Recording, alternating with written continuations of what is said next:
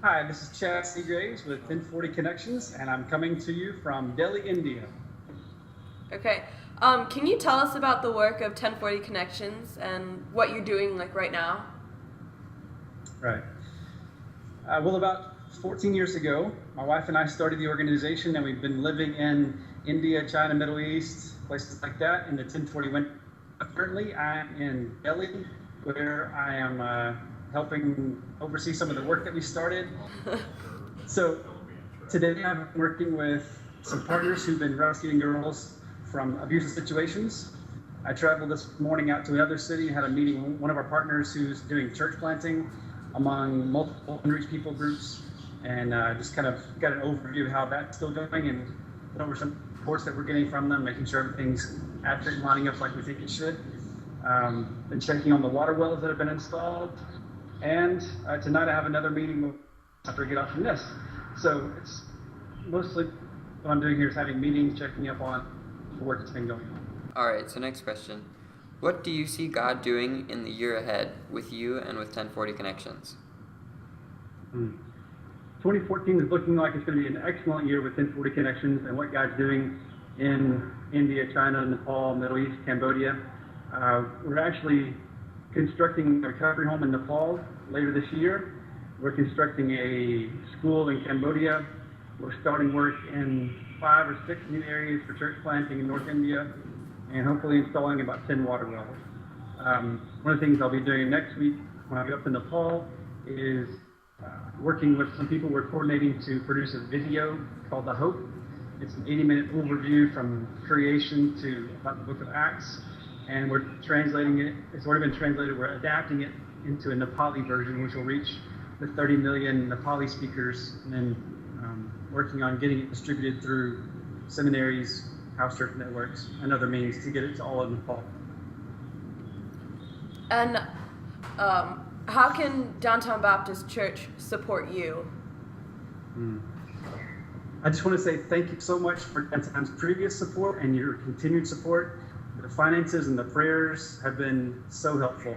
A lot of the church planting efforts, we have put the undesignated funds from downtown toward the church planting efforts, because that's actually one of the harder places to raise money for. People like to give to water wells or blankets or tangible things, and church planting can be a little nebulous.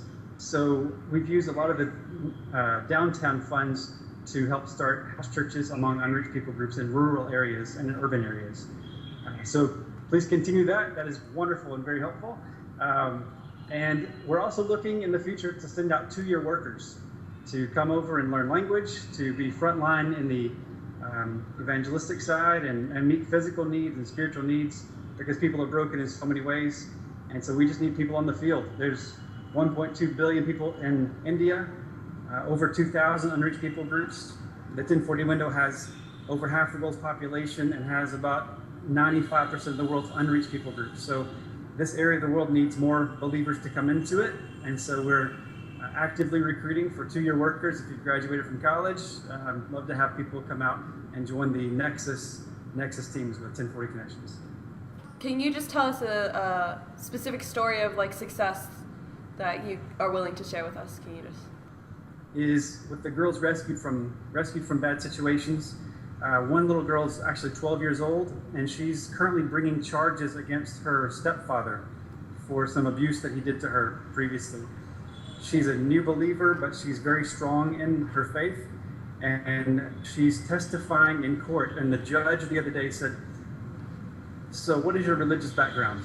Of course, what does that have to do with her abuse situation? But that's the standard first question here in India. She said, "I follow Jesus." He said, "But your family is not Christian." She said, "Yes, but look what my father did to me. Plus, I go to a Christian school."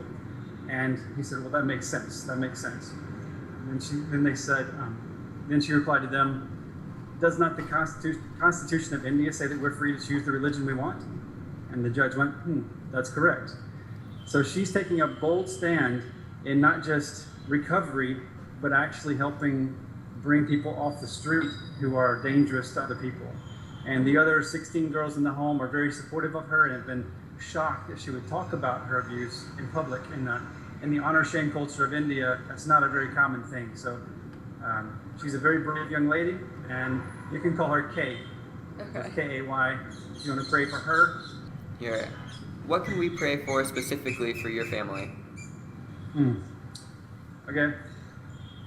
Specifically for our family, we would really appreciate prayers for some open doors that we hope to have coming up this year. We are hopefully teaching some conferences and hopefully having a book published, and we need to have some doors open with that. We have a 20 chapters of a manuscript ready, and it's a good solid stuff that will help lots of people if it can be distributed widely. So we're praying for a publisher, an agent, and those doors to be open. That's one personal request we have. Okay. Well, thank you for your time, and thank you for answering all our questions. It's very good to talk to you. Stop interviewing. Oh, here. What are those? Here are the birds. Oh, they're birds. Yeah. There's this temple nearby here too, so I intentionally came outside so you could have some horn background and some singing background from the nearby temple, and birds too.